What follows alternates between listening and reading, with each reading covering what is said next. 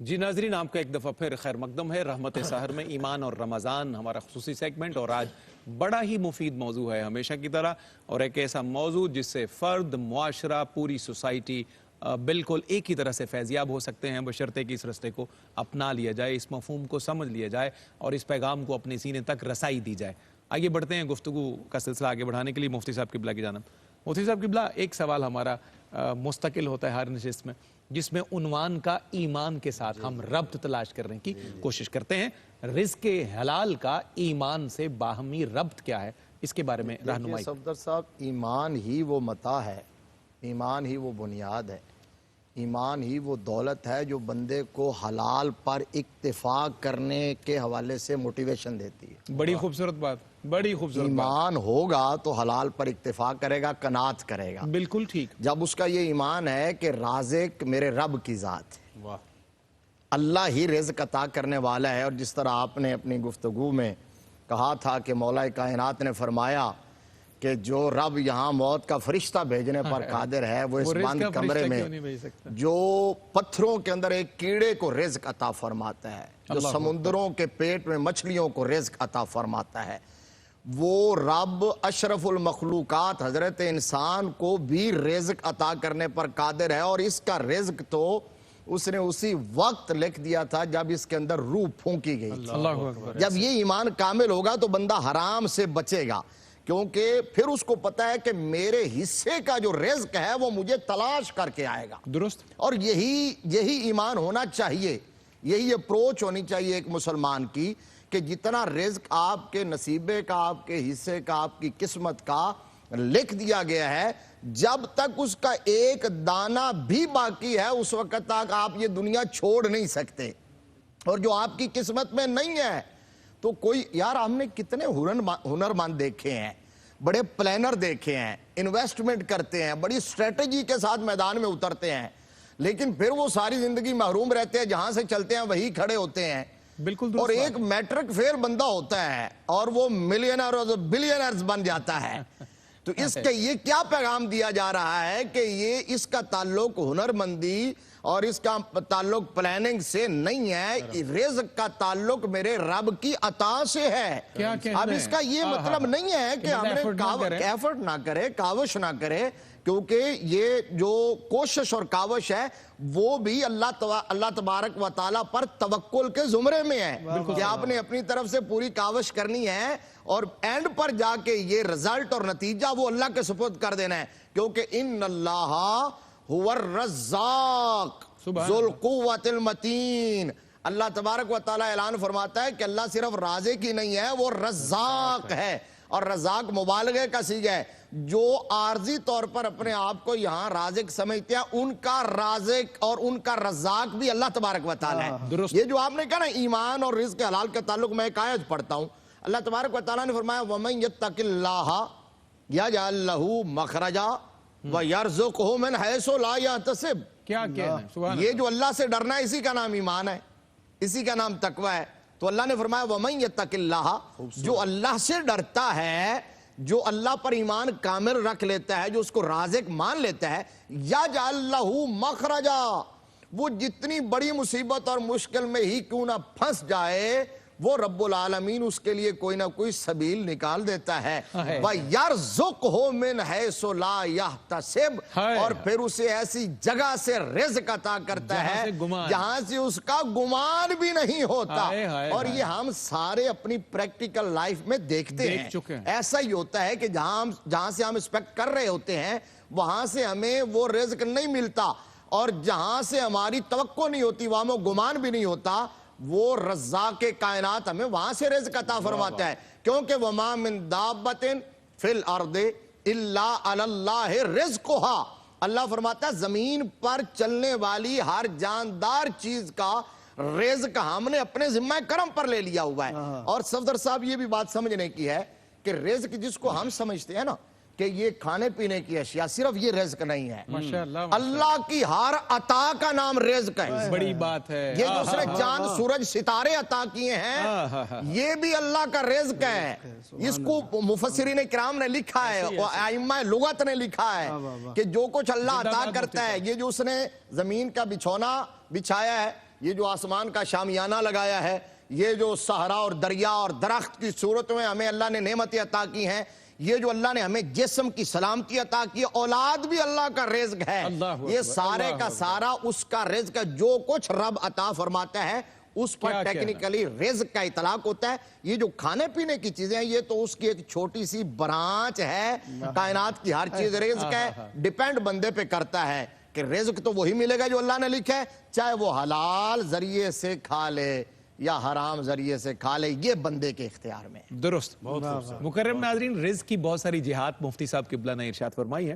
جو بندہ قال اللہ اور قال الرسول صلی اللہ علیہ وسلم کا سرمدی نغمہ پیش کرتا ہے، جو اللہ کے محبوب کے فرامین پڑھ کے سناتا ہے، جو نعت پڑھتا ہے، منقبت پڑھتا ہے، سلام پڑھتا ہے، قصیدہ پڑھتا ہے، یہ ساری چیزیں صلاحیتیں بھی اللہ کی طرف سے رزق ہیں، اور دنیا انہیں رزق سخن کہتی ہے۔ اللہ اکبر۔ یہ یہاں جو کچھ ہم پیش کر رہے ہیں یہ رزق سخن ہے، قلم سے ہو، زبان سے ہو۔ اللہ کریم اس رزق کو بھی سلامت رکھے۔ شاہ جی کی طرف بڑھتے ہیں۔ شاہ جی، بڑا خوبصورت سوال ہے اور بڑا انفارمیٹیو سوال ہے، دلچسپی والا سوال بھی ہے، کیونکہ انبیاء اکرام علیہ السلام کو اللہ نے اپنے بندوں کے لیے رول ماڈلز بنایا ہے۔ تو یہ رول ماڈل زندگی میں بہت سے کام بھی کرتے رہے، امور سر انجام دیتے رہے، بزنس کرتے رہے، بہت سارے ریجیمز اور ڈومینز ان کے اندر چلتے رہے۔ تو میں چاہتا ہوں کہ انبیاء اکرام علیہ السلام کی جو مبارک معصوم ذاتیں ہیں، یہ کون کون سے کاروبار، پیشے اور ہنر سے منسلک رہے، تاکہ ہمارے ناظرین کو یہ بات سنیں تو ان کا دل کھل اٹھے، عمل کا رستہ مل جائے۔ بڑا خوبصورت اور اہم سوال ہے، لیکن میں مفتی صاحب کی بات کو باندھ کے آگے چلنا چاہوں گا کہ صرف رزق سے مراد یہ چیزیں نہیں ہیں، ہر چیز ہی رزق ہے۔ حضرت سیدنا داؤد علیہ السلام اللہ پاک کے انبیاء میں سے وہ ایک نویکلی ذات ہیں جن کی پوری زندگی ایک محنت میں، ایک کثرت میں گزری ہے۔ اب جب رات کے پچھلے پہر کو اللہ کا ذکر کرتے ہوئے اپنے ہاتھ میں ہتھوڑا پکڑ کے لوہے کو سیدھا فرماتے تو آسمان کی طرف دیکھتے اور دیکھ کے کہتے ہیں، میرے اللہ میں تیرا کیسے شکر ادا کروں۔ آپ نے اس جملے کو سمجھنا ہے، اے میرے اللہ میں تیرا کیسے شکر ادا کروں، میرا تیرا شکر ادا کرنا بھی تیرے کرم پہ ہے، میرا تیرا شکر ادا کر توفیق بھی اللہ کا دیا ہوا رزق ہے، اللہ کا دیا ہوا رزق ہے، اور اس کو مان لینا اس سے بڑا رزق ہے۔ تو کہا کہ میں کس طرح تیرا شکر ادا کروں، میرا شکر ادا کرنا بھی تیرے کرم پہ ہے۔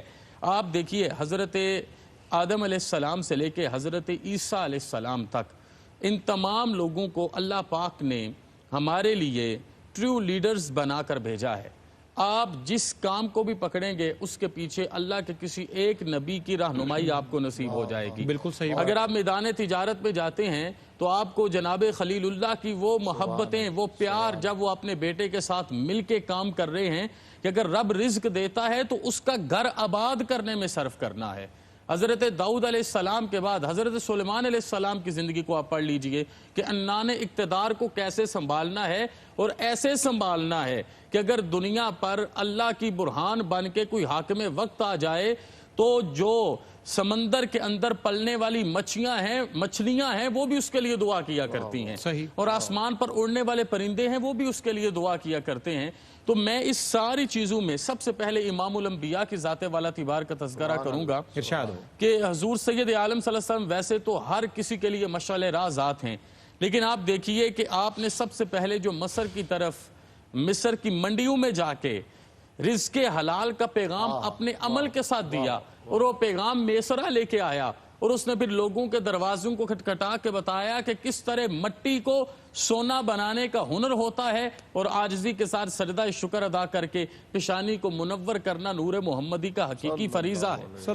یہ میرے اور آپ کے کریم آقا صلی اللہ علیہ وسلم کی زندگی سے حضرت خدیجہ تک تو پہنچا، لیکن آج کے دن میں اگر ایک ایسی ذات کا میں تذکرہ نہ کروں جن کے تجارت کے پیشے کو بڑا پیشہ سمجھا جاتا ہے، لیکن ان کے لیے حضور نے ایک جملہ فرمایا، وہ ہے ام المومنین حضرت سیدہ سودا بنت زما۔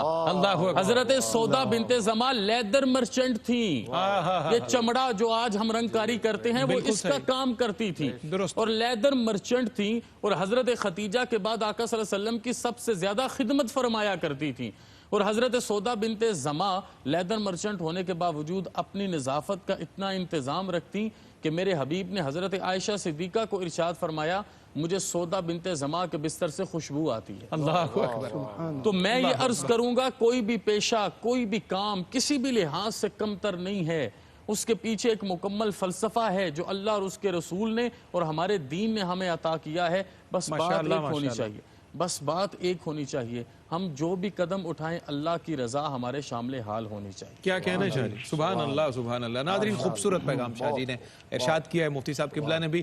اور یہ تو بڑے لوگوں کے اور منتخب لوگوں کے کام تھے. عام لوگوں کے لیے پیغام یہ ہے کہ نامی کوئی بغیر مشقت نہیں ہوا. نامی کوئی بغیر مشقت نہیں ہوا، 100 بار جب عقیق کٹا تب نگی ہوا. 100 بار جب عقیق کٹا تب نگی ہوا. نگینہ بننے کے لیے بہت دفعہ کٹنا پڑتا ہے، بہت دفعہ اپنے آپ کو کٹوانا پڑتا ہے، سیکریفائی کرنا پڑتا ہے. آئیے بڑھتے ہیں کلام کی طرف. ہمارے بھائی احمد رضا قادری ہمارے اس نشست میں بیٹھے ہیں اور خوبصورت انداز میں. صفدر بھائی الحمدللہ یہ علماء کے ساتھ یہ نشست چل رہی ہے تو کچھ نہ کچھ ریلیونٹ کلام میں کوشش کرتا ہوں، کوئی شعر کی صورت میں یا پورا کلام. یہ بیسیکلی وہ رزق ہے جو اللہ آپ کو دیتا ہے اپنے حبیب علیہ السلام. یہ آپ کا آپ نے جملہ بڑا خوبصورت دیا. تو آج چونکہ میری آج ایک دوست سے بات ہو رہی تھی حرمین شریفین میں، تو کیفیت کچھ مدینہ منورہ کی حاضری کی بنی تھی، تو میں آؤں گا اسی طرف. لیکن ایک شعر مجھے یاد آ رہا تھا، میں مفتی صاحب کے فوراً بات پڑھنا چاہ رہا تھا لیکن شاہ صاحب کی گفتگو سے متصل ہوتے ہوئے پیش کر رہا ہوں. عنایت کیجئے. پتھر دے وچ کیڑیاں نوں وی فکر نہیں، پتھر دے وچ کیڑیاں نوں وی فکر نہیں. ہاں پتھر دے وچ کیڑیاں نوں وی فکر نہیں، نہیں نہیں نہیں نہیں. پتھر دے وچ کیڑیاں نوں وی فکر نہیں. کیونکہ تھاں تھاں رزق پہنچاوندا اللہ اے، اللہ اے. کیونکہ تھاں تھاں رزق پہنچاوندا اللہ اے، اللہ اے. کیونکہ تھاں تھاں رزق پہنچاوندا اللہ اے، اللہ اے. ساریاں دی گل بناوندا اللہ اے، ماڑیاں دی گل بناوندا اللہ اے.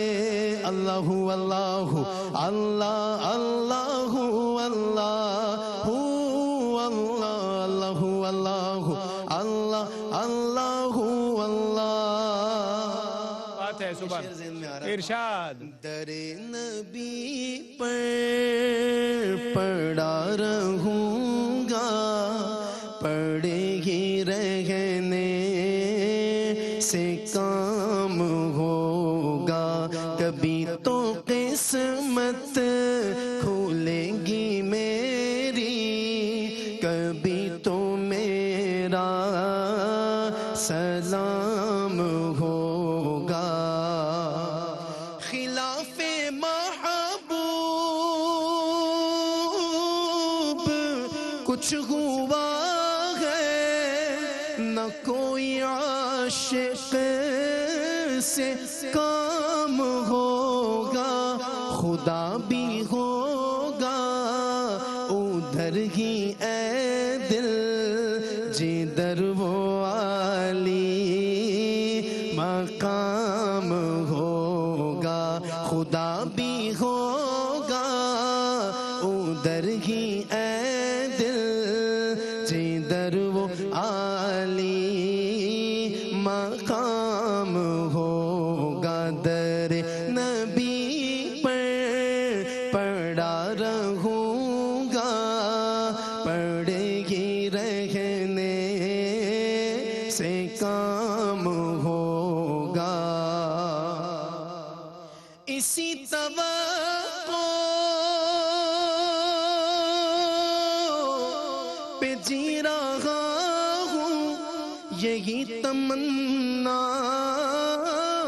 جلا رہی ہے کہ نگاہ لطف و کرم نہ ہوگی تو مجھ کو جینا حرام ہوگا. نگاہ لطف و کرم نہ ہوگی تو مجھ کو جینا حرام ہوگا. کبھی تو قسمت کھولے گی میری، کبھی تو میرا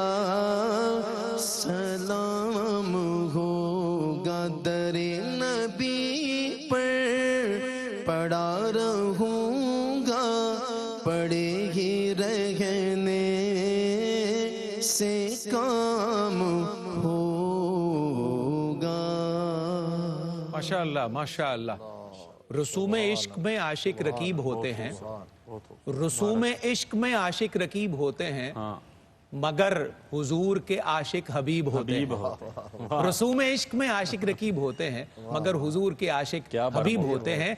खुदा की जात पे अक्सर है मुत्तफिक, लेकिन खुदा की जात पे अक्सर है मुत्तफिक, लेकिन किसी किसी को मोहम्मद नसीब होते हैं, किसी किसी को मोहम्मद नसीब होते हैं। अल्लाह हमारे करीम आका के दर से हमारी निस्बतें सलामत रखे।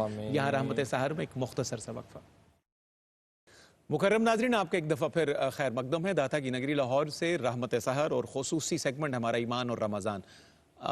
अल्लाह की बारगाह से अताल होने वाला तैयब ताहिर रिज़्क़ हलाल हमारी आज की गुफ्तगू का मौजू है। खूबसूरती से हमारे स्कॉलर्स ने, मुफ्ती साहब क़िबला ने, शाह जी ने इस मौजू को आगे बढ़ाया है, कीमती बातें अभी तक इरशाद की हैं। प्रोग्राम के ये इख्तितामी लम्हात होते हैं और हमारी कोशिश होती है कि इसमें कुछ कंक्लूजन्स और कुछ खुलासा एक कलाम ड्रॉ करके आपकी खिदमत में भेजा जाए और पूरी एक समरी आपके सामने आ जाए पूरी नशिस्त की। मुफ्ती साहब क़िबला की तरफ बढ़ते हैं। मुफ्ती साहब, जिस तरह बहुत सारे कामों के लिए हम कुछ हीले इख्तियार करते हैं, कुछ वसीले इख्तियार करते हैं, कुछ वज़ाइफ या दुआएं ऐसी होती हैं जो किसी काम को आसान कर देती हैं, तो रिज़्क़ हलाल को आसान करने के लिए, उसके हुसूल के लिए कोई दुआ, कोई मुजर्रब नुस्खा जो अल्लाह ने बताया हो, उसके हबीब अलैहिस्सलाम ने बताया हो, पाकान उम्मत ने, अहले बैत ने, सहाब ने हम तक पहुँचाया, कुछ छोटी छोटी दो तीन चीज़ें ऐसी। बड़ी आम बात है। देखिए सफदर साहब, समझने की बात है, जब मैंने पहले अपनी गुफ्तगू में पहले सेगमेंट में ये कह दिया कि राज़िक़ अल्लाह है और हमारा बींगा मुस्लिम ये ईमान है कि रिज़्क़ लिख दिया गया, तो जो राज़िक़ है वही उसको कुशादा करने पर भी कादिर है, बिल्कुल ठीक, और तंग करने पर भी कादिर है। और कुरान में इस बात को बयान किया है, इन्नल्लाह यबसुतुर रिज़्क़ लिमन यशाअ व यक़दिर। अल्लाहु अकबर। अल्लाह जिसके लिए चाहता है रिज़्क़ कुशादा कर देता है और जिस पर चाहता है रिज़्क़ की तंगी कर देता है। तो इसका मतलब ये इख्तियार भी अल्लाह ने अपने पास रखा है।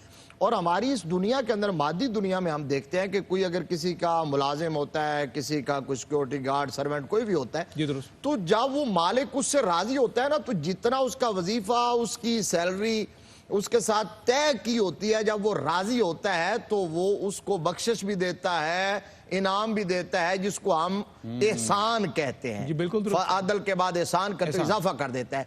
तो जो मालिक हकीकी है, जो खालिक के कायनात है, वो फरमाता है कि जब कोई मुझे राजी करता है, मेरी इताअत करता है, तो मैं उसको रिज़्क़ में फरावानी और कुशादगी अता फरमा देता हूँ। और नबी रहमत सल्लल्लाहु ताला अलैहि वसल्लम ने फरमाया, जो बंदा 5 वक्त नमाज की पाबंदी करता है, उस पर अल्लाह तबारक व तआला रिज़्क़ के दरवाजे खोल देता है। और एक बात हुजूर सल्लल्लाहु अलैहि वसल्लम ने फरमाया, ये वजीफा के तौर पर आज की इस नशिस्त में हमारे नाज़रीन इसको समझ सकते हैं, और ये भी अहादीस में है।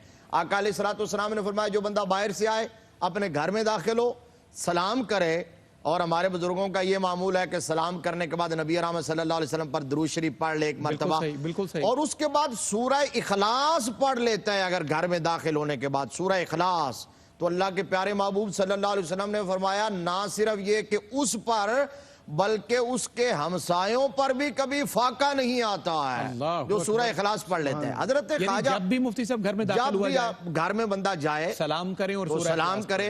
खास तौर पर उस वक्त जब घर को बंद करके बंदा बाहर गया होता है, वापस पलटता है, तो घर को खोलता है, एंटर होता है, तो सलाम करे। ये तो सुन्नत है, घर में जाए सलाम करे। उसके बाद सूरह इखलास शरीफ पढ़ ले। दुरुस्त, सूरह इखलास शरीफ पढ़ ले, फाका उस घर से भी खत्म हो जाता है और उसके जो नेबर्स हैं उनसे भी खत्म हो जाता है। हजरत ख्वाजा हसन बसरी रज़ियल्लाहु ताला अन्हु बड़ी जलील और कदर हस्ती हैं और हजरत मौलाए कायनात के शागिर्द हैं, उनके फैज याफ्ता हैं। तो आपके पास एक शख्स हाजिर हुआ, आपकी मजलिस से इल्म लगी हुई थी, मजलिस से फैजान लगी हुई थी, तो वहां से एक साइल उठा और उसने अर्ज किया कि जी हुजूर, कहत साली हो गई है, बारिश नहीं हो रही, तो कोई वजीफा बताइए। तो आपने फरमाया, इस्तिगफार करो, अल्लाहु अकबर, इस्तिगफार करो, तौबा इस्तिगफार करो। एक दूसरा बंदा खड़ा हुआ, उसने कहा जी कि घर में तंग दस्ती बड़ी है, बड़े हिले किए हैं, बड़े जतन किए हैं, मेहनत करता हूं, लेकिन ये तंग दस्ती दूर नहीं होती। आपने फरमाया, इस्तिगफार करो, अल्लाहु अकबर। एक तीसरा बंदा खड़ा हुआ, उसने कहा कि जी हुजूर, मैंने शादी की बड़ी मोहब्बत से, लेकिन मेरे घर में औलाद नहीं है, बड़ी दुआएं की हैं, औलाद नहीं हो रही, कोई वजीफा बता दें। तो आपने फरमाया कि इस्तिगफार करो, अल्लाहु अकबर। एक चौथा बंदा खड़ा हुआ, उसने कहा जी मैं खेती बाड़ी का काम करता हूं। और ये शाह जी ने अभी जो बयान किया था बड़ी खूबसूरती से یعنی یہ کھیتی باڑی کا بھی وہ پیشہ ہے جو اللہ کے نبی کرتے رہے ہیں. بالکل صحیح. حضرت لوط علیہ السلام, بالکل حضرت ابراہیم علیہ السلام, حضرت آدم علیہ السلام بھی بعد میں. تو بہت سارے دیکھ کے جتنے پیشے ہیں نا, حضرت نوح علیہ السلام یہ لکڑی کا کام کیا کرتے تھے. بالکل صحیح. حضرت شعیب علیہ السلام مویشی پال کے تو اس سے جو ہے نا وہ اپنے رزق اور کسب معاش کیا کرتے تھے. یعنی ان سارے شعبوں کو شرف خود انبیاء نے عطا کیا, اور اسی لیے عطا کیا ہے کہ کسی پیشے کو حقیر نہ سمجھے کوئی. یہ ہے بات, اسی لیے عطا کیا ہے. ان جلیل, آپ سنیے جی, میں اس پہ فرمائیے گا فائنل کر دوں. تو اس نے کہا جی کہ میں کھیتی باڑی کا کام کرتا ہوں, زمین کو نرم کرتا ہوں, بیج ڈالتا ہوں, لیکن فصل نہیں اگتی. آپ نے کہا استغفار کرو. چاروں بندوں کو, ایک بندہ کھڑا ہو گیا, اس نے کہا حضور مریض 4 ہیں, مرض الگ الگ ہے, علاج ایک ہی آپ نے بتایا ہے. تو آپ نے فرمایا تم نے یہ قرآن میں علاج پیغمبر کی زبان سے نہیں سنا, حضرت نوح نے یہ بتایا ہے. سورہ نوح میں بیان ہوا فَقُلْتُ اسْتَغْفِرُوا رَبَّكُمْ إِنَّهُ كَانَ غَفَّارًا يُرْسِلِ السَّمَاءَ عَلَيْكُمْ مِدْرَارًا وَيُمْدِدْكُمْ بِأَمْوَالٍ وَبَنِينَ وَيَجْعَلْ لَكُمْ جَنَّاتٍ وَيَجْعَلْ لَكُمْ أَنْهَارًا. حضرت نوح علیہ السلام نے کہا تھا تم استغفار کرو, اللہ موسلا دھار بارش بھی برسائے گا, مال بھی دے گا, اولاد بھی دے گا, تمہاری کھیتیوں میں فصل بھی اگائے گا. تو استغفار کرنا جو ہے یہ سب سے بہترین مجرب نسخہ ہے رزق کے فراوانی. زندہ باد مفتی صاحب. شاہ جی قبلہ نشست کے ہمارے اختتامی لمحات ہیں, تو ایک پیغام کے طور پہ ایک میسج ہم ڈیلیور کرتے ہیں ہر نشست میں. آج کی نشست کا پیغام آپ کے نزدیک کیا ہے دنیا بھر میں پھیلے کیو ٹی وی کے ناظرین کے لیے؟ ہم اپنا پیغام کیا بیان کر سکتے ہیں, چلتے ہیں مدینہ رسول میں, جس سے احمد بھائی ہمیں بار بار لے کے جاتے ہیں. اللہ اکبر. مجلس حدیث سجی ہے, پڑھانے والے حضرت امام جعفر الصادق ہے, اور پڑھنے والے جناب سفیان ثوری ہیں. آج سارے اٹھ کے چلے گئے. امام جعفر الصادق اپنی مجلس پہ تشریف فرمائے, سارے چلے گئے, لیکن 18-19 سال کا سفیان ثوری اپنے استاد کی خدمت میں بیٹھے سامنے, اور عرض کرتے ہیں کہ اے میرے شیخ مجھے آج وہ پڑھائیے, اس کے بعد مجھے کچھ پڑھنے کی ضرورت نہ رہے. تو آپ نے وہ جو وظیفہ عطا فرمایا اسے ہم اپنی زندگی میں شامل کر لیں. آپ نے فرمایا جب بھی اللہ پاک کچھ عطا کرے اس کا شکر ادا کرو, اور جب بھی کسی حوالے سے کسی مشکل میں آ جاؤ تو استغفار کرو اور مغفرت طلب کرو. اور تیسری چیز یہ ہے کہ اگر زندگی میں کوئی ایسا موقع آ جائے کہ ایک طرف دنیا اور دوسری طرف اللہ پاک ہوں, دنیا کو چھوڑ کے اللہ پاک کے دھڑے میں آ جانا, میرا رب آپ کو عطا فرمائے گا. کیا کہنے حضرت جنید بغدادی کی ملاقات ہوئی بہلول دانا سے, تو بہلول دانا کو پہلے بڑا لمبا چوڑا تعارف کروایا گیا, جس طرح آپ بھی محبت سے ہمارا کرواتے ہیں. تو اس تعارف کو سننے کے بعد وہ ایڑی ترچھی لکیریں بنا رہے تھے, میں اسی پہ کنکلوڈ کر دوں گا. ایڑی ترچھی لکیریں بنا رہے تھے زمین کے اوپر. تو کسی نے آ کے بتایا کہ فلاں شخصیت آئی ہیں اور بڑا ان کا ایک قد کاٹ بیان کیا, تو وہ اپنا کام کرتے رہے. تو جب قریب آئے تو اس نے کہا مجھے پہلا سوال یہ بتاؤ کھانے کے آداب کیا ہیں. اب کھانے کے آداب تو کوئی بچہ بھی اٹھ کے بتا دے گا. آپ نے وہ سارے آداب بتائے. بہلول دانا جلال میں آئے, اپنی اس جگہ کو چھوڑا, اگلی جگہ پر چڑھے گئے, کہتے ہیں انہیں تو کھانے کے آداب بھی نہیں آتے. آگے گئے تو پوچھا کہ بولنے کے آداب کیا ہیں, وقت کا میں مختصر کروں گا. آگے گئے پوچھا سونے کے آداب کیا ہیں. جب یہ تینوں چیزوں پر وہ مطمئن نہیں ہوئے تو یہ آج پوری امت کے لیے پیغام ہے. تو وہ پاس جا کے بیٹھے اور یوں کر کے کہا کہ بابا کچھ مجھے بھی دیجئے تاکہ میں لوگوں میں تقسیم کر سکوں. آپ نے کہا بیٹا کھانے کے آداب یہ ہیں شیخ, کھانے کے آداب یہ ہیں کہ جو بھی کھاؤ حلال کھاؤ. کیا بسم اللہ, حلال میں برکت کے لیے ہے, حرام کو حلال کرنے کے لیے نہیں ہے. یہ بات آپ اپنی ذہن میں رکھیے. اور دوسرا کا بولنے کے آداب یہ ہیں کہ جب بھی بولنا ہے سچ بولنا ہے, اور وہ بولنا ہے جس پر خود عمل کرنا ہے, اور یہ سب سے مشکل معاملہ ہے. اور تیسری بات یہ ہے سونے کا ادب یہ ہے کہ جب تم رات کو سونے لگو تم مخلوق سے راضی ہو اور خالق تم سے راضی ہونا چاہیے. اللہ اکبر کبیرہ, اللہ اکبر کبیرہ, اللہ اکبر کبیرہ. کیا خوبصورت کلمات خیر مفتی محمد طاہر تبسم قادری صاحب نے پیغام کی صورت میں ارشاد کی ہے. استغفار کو اپنا وظیفہ بنائیے تو دیکھیے پھر زندگی میں رزق کے رستے کیسے آسان ہوتے ہیں. شاہ جی نے بھی بڑی خوبصورت اور قیمتی باتیں ہمیں سچ بولنے کے حوالے سے, رزق حلال کے حوالے سے بات بتائی ہیں. اللہ کریم ہمارے اسکالرز کو, مفتی صاحب قبلہ آپ کو, شاہ جی آپ کو سلامت رکھے. احمد بھائی آپ کی خیر ہو, آپ کی اولاد کی خیر ہو, آپ کی والدہ کی قبر ہمیشہ اللہ ٹھنڈی رکھے. آخر میں ہماری ٹیم کی بھی فرمائش یہ ہے کیونکہ مدینہ شریف کی طرف ہمارے بہت سے دوست جا رہے ہیں, جا چکے ہیں اور کچھ جا کر واپس آ رہے ہیں. روفی صاحب قبلہ کی غالباً واپسی کے بھی ایام ہیں, بنی فاطمہ یہ سارے جانے والے انشاءاللہ. اور ہمارے لیے شاہ جی بالخصوص تمام فقیروں کے لیے دعا فرمائیں. کچھ یہاں مچل اور تڑپ رہے ہیں, کاش بلاوا آ جائے. تو میں اپنے معزز مہمانوں اور ناظرین کے لیے مدینہ شریف کا, مدینہ پاک کے عنوان کا انتخاب کرتا ہوا, اور ہمیں نعت بھی احمد بھائی سے تاجدار حرم سننی ہے مدینہ شریف کی حاضری کے لیے. سنیے گا تمام صاحبان سخن کے لیے. مفتی صاحب قبلہ شاہ جی, احمد بھائی. اجاڑ دشت تھا باب کرم بنایا گیا. اجاڑ دشت تھا باب کرم بنایا گیا, پرانا شہر نئے نام سے بسایا گیا. شاہ جی کیا بات ہے. اجاڑ دشت تھا, دنیا جانتی ہے نا یسرب کہتے تھے پہلے, اور یہ مدینہ تو نبی بعد میں بنا میرے نبی کے قدمین بھائی. یسرب بھی انہی کے نام سے بنایا گیا, اللہ, مدینہ بھی انہی سے سجایا گیا. ہاں ہاں ہاں.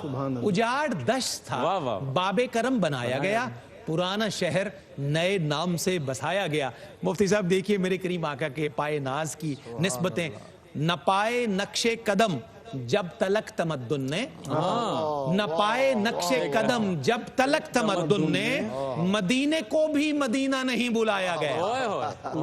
اللہ اکبر. احمد بھائی مدینہ نہیں بلایا. ہاں, یہ حضور کے قدمین کا فیض ہے, ورنہ وہ مدینہ النبی نہیں تھا, وہ بیماریوں کا گڑھ کہا جاتا تھا اس سے پہلے. اب شفاؤں کا اللہ اب شفاؤں کا مرکز ہے. نہ پائے نقش قدم جب تلک تمدن نے, نہ پائے نقش قدم جب تلک تمدن نے, مدینے کو بھی مدینہ نہیں بلایا گیا, مدینے کو بھی مدینہ نہیں بلایا گیا. شاہ جی شعر دیکھیے. غلام کو بھی مواخات سے کیا آباد, غلام کو بھی مواخات سے کیا آباد, غلام کہہ کے کسی کو نہیں ستایا گیا. غلام کہہ کے کسی کو نہیں ستایا گیا, غلام کہہ کے کسی کو نہیں ستایا گیا. اور میرے آقا نے یکجہتی کیسے بیان کی ہے, اللہ اکبر. اس کریم کے نسبتوں کے یہ اتحاد کی صورت نکالی آقا نے. پورا واقعہ 2 مصروں میں آپ کے سامنے آ جائے گا. یہ اتحاد کی صورت نکالی آقا نے کہ 4 کونوں سے چادر میں سنگ اٹھایا گیا. یہ حجر اسود کی تنصیب ہے مفتی صاحب. یہ اتحاد کی صورت نکالی آقا نے کہ 4 کونوں سے چادر میں سنگ اٹھایا گیا, کہ 4 کونوں سے چادر میں سنگ اٹھایا گیا. آخری شعر ہے کلام کا, بڑا ہی ایمان افروز. شاہ جی بالخصوص آپ کی نظر, ملائکہ ہی نہیں خود مشیت بھی گنتی ہے, ملائکہ ہی نہیں خود مشیت بھی گنتی ہے, کہ کتنی بار مدینے میں کون آیا گیا. اللہ اکبر. مفتی صاحب قبلہ, ملائکہ ہی نہیں خود مشیت بھی گنتی ہے, ملائکہ ہی نہیں خود مشیت بھی گنتی ہے, کہ کتنی بار مدینے میں کون آیا گیا, کہ کتنی بار مدینے میں کون آیا گیا. اجاڑ دشت تھا باب کرم بنایا گیا, پرانا شہر نئے نام سے بسایا گیا, نئے نام سے بسایا گیا. اللہ کریم اس شہر کے مبارک در کی, اس کی فضاؤں کی, ہواؤں کی حاضری ہم فقیروں کو نصیب فرمائے. بھائی احمد رضا نغمہ محبت پیش کرتے ہیں. قسمت میں میری ڈوبے نہ کبھی جنت تو ٹھکانہ ہے, مگر جائیں گے تاجدار حرم. کوئی اپنا نہیں غم کے مارے گے غم, آپ کے در پہ فریاد لائے گے غم. آقا کوئی اپنا نہیں غم کے مارے گے غم, آپ کے در پہ فریاد لائے گے ہم. ہو نگاہ کرم ورنہ چوکھٹ پہ ہم آپ کا نام لے لے کے مر جائیں گے تاجدار حرم. خوف طوفان ہے میں کشو آؤ, مدینے چلے آؤ, مدینے چلے آؤ, مدینے چلے آؤ, مدینے چلے آؤ, مدینے چلے آؤ, مدینے چلے آؤ, چلے اسی مہینے چلے اسی مہینے چلے آؤ مدینے بٹتے ہیں مدینے چلے آؤ مدینے چلے آؤ مدینے چلے میں کشوں مدینے چلے چشم ساقی کوثر سے پینے چلے یاد رکھو اگر پڑ گئی ایک نظر یاد رکھو اگر پڑ گئی ایک نظر جتنے خالی ہے سب جام بھر جائیں گے آج دار حرم